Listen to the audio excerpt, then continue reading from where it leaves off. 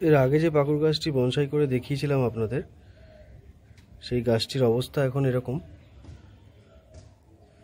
বেঁকিয়ে দিয়েছিলাম তার দিয়ে, তো বেঁকা আছে, এখন এই রকম অবস্থা রয়েছে গাছটির।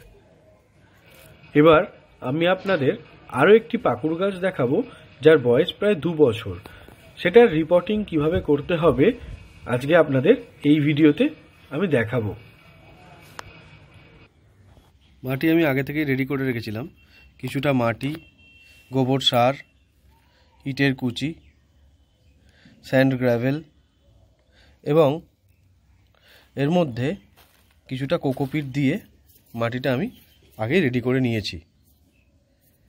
এবং এর আগের ভিডিওতে আমি দেখিয়েছিলাম কিভাবে মাটি রেডি করতে হবে এবং কি কি দরকার আছে মাটি রেডি করার জন্য, সেটা আগের ভিডিওতে দেখিয়েছি। আপনারা আগের পাকুড় গাছের ভিডিওটি দেখলে সব জানতে পারবেন। এই গাছটি এই অবস্থায় আছে। এই গাছটিকে আমি রিপোর্টিং করব। এটা থেকে কেটে বার করে শিকড়গুলো পরিষ্কার করব, করে আমি এই পটে রিপোর্টিং করার প্ল্যান করেছি।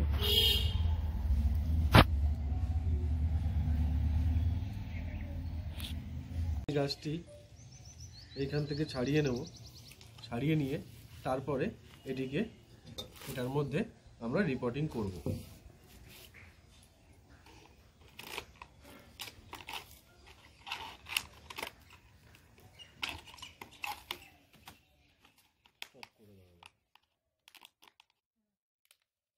গাছটি এই অবস্থায় হয়ে আছে। এখন এই অবস্থা থেকে গাছটিকে খুলতে হবে। চারিদিকে শিকড় ভরে গেছে এবং কাণ্ডটা খুব সুন্দর একটা মোটা শেপ নিয়েছে, আপনারা দেখতেই পাচ্ছেন।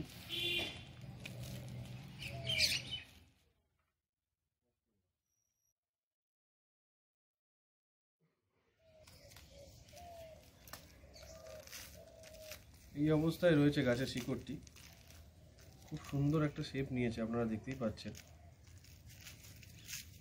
খুব সুন্দর একটা শেপ নিয়েছে, যা দেখতে খুবই সুন্দর লাগছে শেপটি।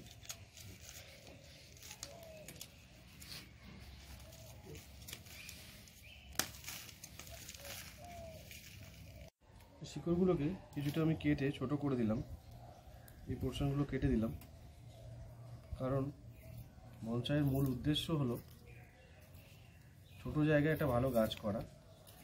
তো শিকড়গুলো আর বাড়লে সমস্যা আছে, ওই জন্য আগে থেকে এগুলোকে কেটে ছোট করে পটিং করব।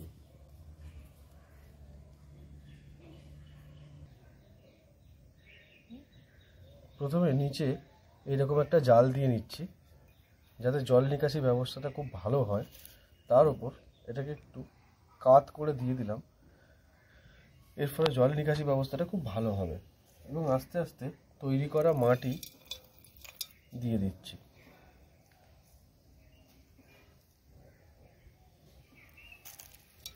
কিছুটা মাটি দিয়ে তারপরে পজিশন অনুযায়ী গাছটাকে বসাতে হবে। আমাদের আরেকটু উঁচু করতে হবে, কারণ আমি চাই এই পোর্শনটা এটা একটু উঁচুতেই থাকুক এবং দেখা যাক, কারণ এই শেপটা দেখতে খুবই ভালো লাগছে। এই শেপটা আমি চাইছি এবং এখান থেকে কিছু কিছু শিকড় নেমেছে, এই শিকড়গুলোও দেখতে খুব ভালো লাগছে। আমি চাই এই শিকড়গুলো দেখা যাক।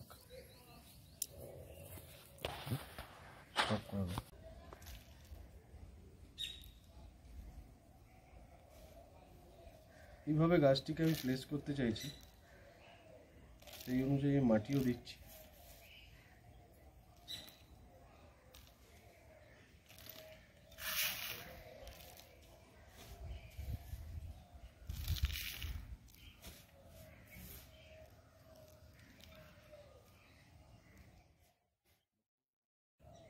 গাছটি রিপোর্টিং করা হয়ে গেছে।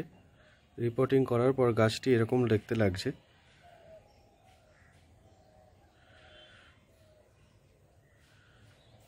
গাছটিকে একটু প্রুনিং করলে আমার মনে হয় দেখতে আরো ভালো লাগবে।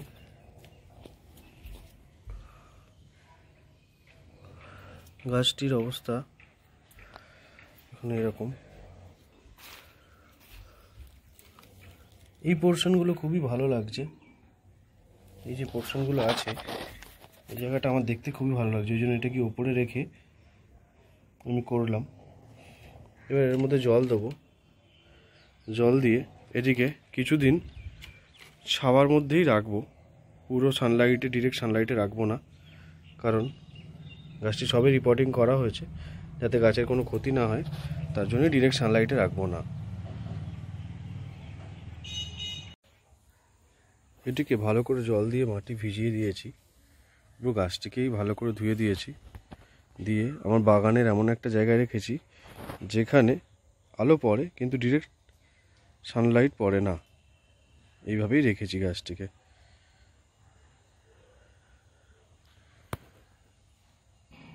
ভিডিওটি ভালো লেগে থাকলে লাইক ও কমেন্ট করে দিও এবং আমার চ্যানেলটি সাবস্ক্রাইব করে আমার পাশে থেকো। আজকের মতো এখানেই শেষ করছি, দেখা হবে আবার নেক্সট ভিডিওতে। নমস্কার।